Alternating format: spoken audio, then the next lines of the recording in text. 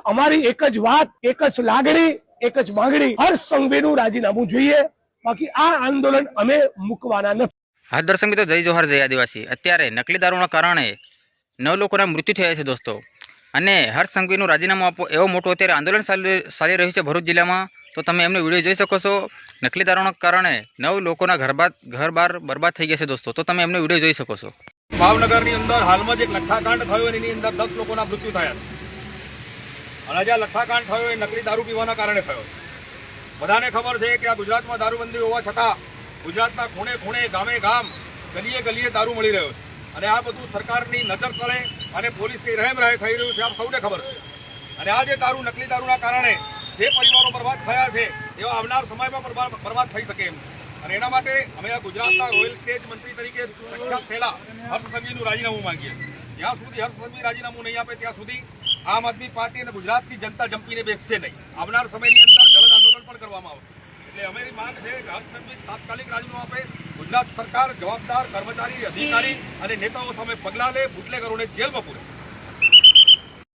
દર્શક મિત્રો, એવું કહેવામાં આવ્યું છે જ્યાં લગીન હર્ષ સંઘવીનું રાજીનામું નહીં આપે, જે દારૂ પકડાયો છે એની બાબતમાં, તો ત્યાં લગીન આંદોલન બંધ નહીં થાય, અને જ્યાં આંદોલન બંધ નહીં થાય અને મોટું આંદોલન થશે એવું કહેવામાં આવી રહ્યું છે। તો દારૂના જથ્થા ઉપર 9 લોકોના જે મૃત્યુ થયા છે એમને પણ એમનો નિરાકરણ આવવું જોઈએ એવું કહેવામાં આવી રહ્યું છે। તો તમે એમનો વિડીયો જોઈ લો। આમ આદમી પાર્ટી આવતીકાલે સમગ્ર ગુજરાતમાં જિલ્લા મથકો ઉપર હર્ષ સંઘવીના રાજીનામાની માંગણીને લઈ અને પ્રદર્શન કરવા જઈ રહી છે। જ્યાં સુધી હર્ષ સંઘવીને હટાવવામાં નહીં આવે ત્યાં સુધી સમગ્ર ગુજરાતમાં આ આમ આદમી પાર્ટીનું મિશન રહેશે। આમ આદમી પાર્ટી સતત ગુજરાતના લોકોને આ મિશન સાથે જોડશે, અને ગુજરાત બેટર ડિઝર્વ કરે છે। આવું કાયદો અને વ્યવસ્થાનું શાસન નહીં, અને એની જવાબદારી નક્કી થવી જોઈએ। જવાબદારી નક્કી કરવા માટે સરકાર ખરેખર ચિંતિત છે અને ખરેખર કંઈક કરવા માંગે છે, એ સાબિત કરવું હોય તો હર્ષ સંઘવીએ રાજીનામું આપવું પડશે। તો દર્શક મિત્રો, એવું કહેવામાં આવી રહ્યું છે કે આપણા ગુજરાતમાં, હોલ ઇન્ડિયામાં દારૂ બંધ છે, જો છતાંય દારૂ આવે ક્યાંથી છે એવું કહેવામાં આવી રહ્યું છે, અને દારૂ બંધ છતાંય દારૂ હર કોઈ જગ્યા પર વેચવામાં આવી રહ્યો છે, એનો પણ દારૂ બંધ સીલ લોક વાગી જવો જોઈએ એવું કહેવામાં આવી રહ્યું છે। તમે તો આ ભાઈનો વિડીયો જોઈ લો। પહેલો પ્રશ્ન એ છે કે ગાંધીના ગુજરાતમાં દારૂ આવે છે ક્યાંથી? નકલી દારૂના સેવનથી 9 યુવાનો મૃત્યુ પામ્યા, 40 જેટલા યુવાનો હજી પણ હોસ્પિટલમાં સારવાર હેઠળ છે, તેમ છતાં સરકારની આંખ ઉઘડતી નથી। 2022માં પણ આવો જ એક લઠ્ઠાકાંડ થયો હતો, તેમાં 40 યુવાનો મૃત્યુ પામ્યા હતા।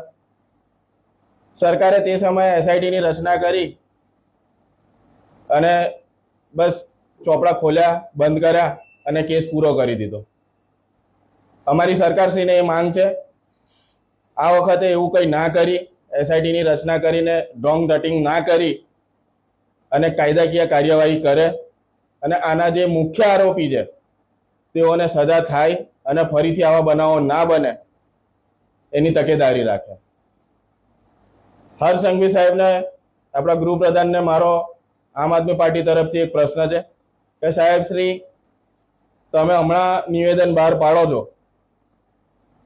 કે જે જિલ્લામાં, જે પોલીસ સ્ટેશનની હદમાં અંગ્રેજી દારૂ, દેશી દારૂ વેચાતો હશે ત્યાંના પીઆઈ શ્રી, પીએસઆઈ સાહેબને સસ્પેન્ડ કરવામાં આવશે, તો આગળના સમયમાં તમે ક્યાં ગયા હતા?